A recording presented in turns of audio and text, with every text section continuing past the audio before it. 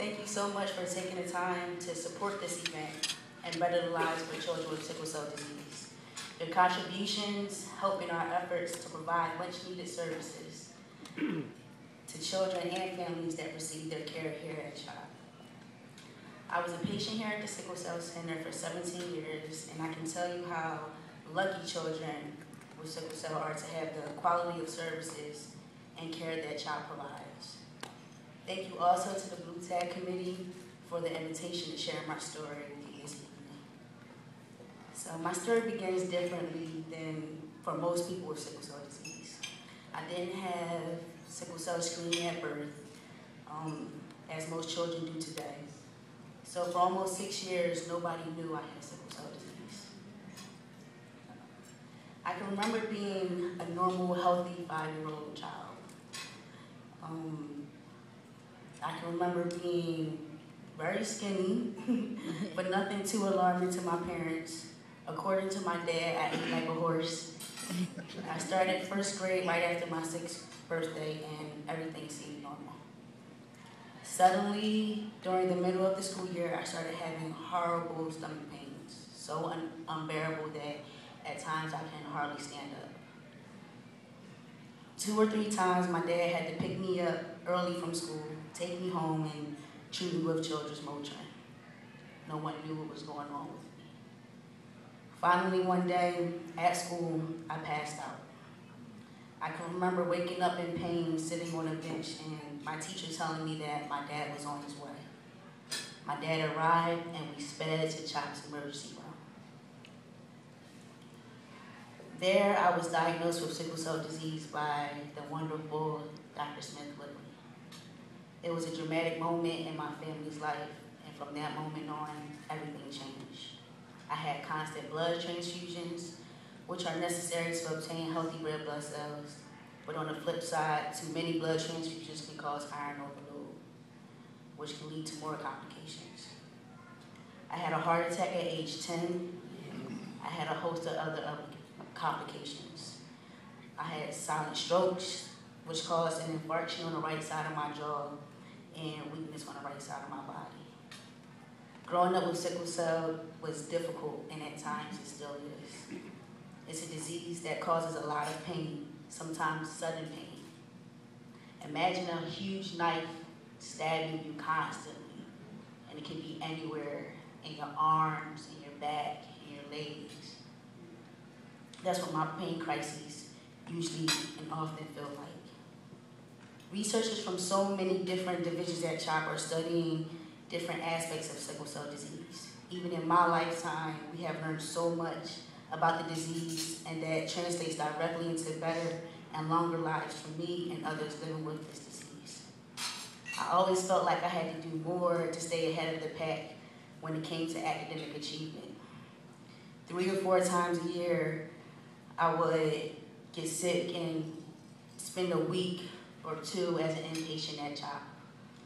When I was in 4th grade, I had my spleen, gallbladder, and appendix removed and spent 3 months straight at CHOP.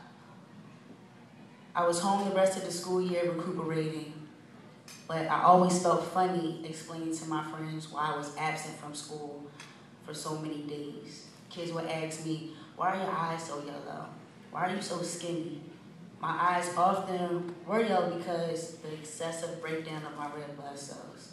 So my body had to work harder than others without sickle cell just to produce red blood cells. I was skinny because I lacked healthy red blood cells, so I didn't have enough oxygen being carried through to the different parts of my body. No kid wants to feel that they're different, and it frustrated me to have to answer the same questions over and over. But I learned from my healthcare team how to explain what sickle cell disease is and how it affects me. I spent a lot of time at CHOP during my childhood. My healthcare team became like my second family. My greatest memory is when my social worker, Chuck Adams, told my dad and me about a camp exclusively for children with sickle cell disease. I was so excited to go. Finally, a place where I can be with other kids just like me.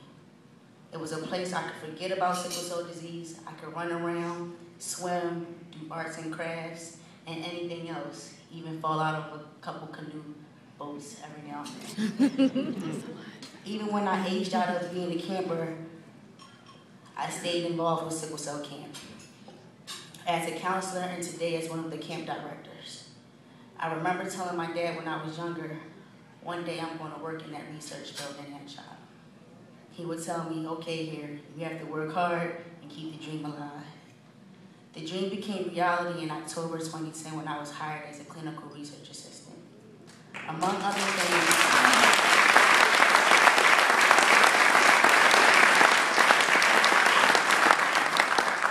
other things, I work on 2 sickle cell studies, helping guide patients through the studies as a patient navigator.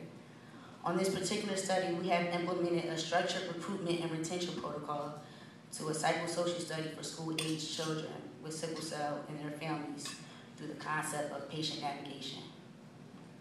Having sickle cell disease has made me unbelievably strong, confident, ambitious, independent, brave, and passionate. Knowing how much I have overcome in my 25 years makes me feel like I can achieve anything. My journey doesn't end with CHOP. My plan is to go on to graduate school in the near future to earn my doctorate in public health and become an investigator. Someday I hope to be Dr. Austin. I'm passionately grateful to CHOP, not only for the excellent treatment I received as a child, but also for giving me an opportunity to be a part of the research that is going on to make lives better for people with sickle cell. Just like my dad said, I kept the dream alive and it came true. Thank you.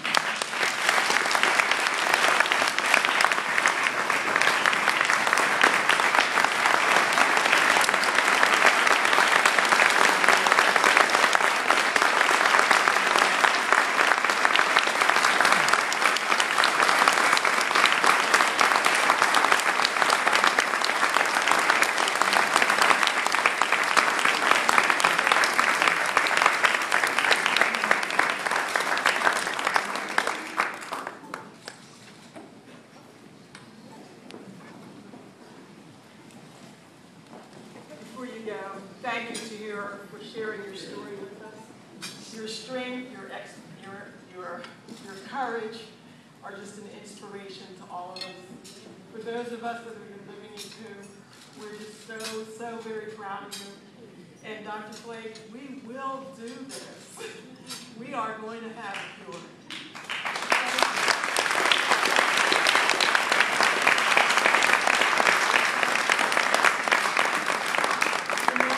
Another short break while the entrees are cleared and your dinner is served.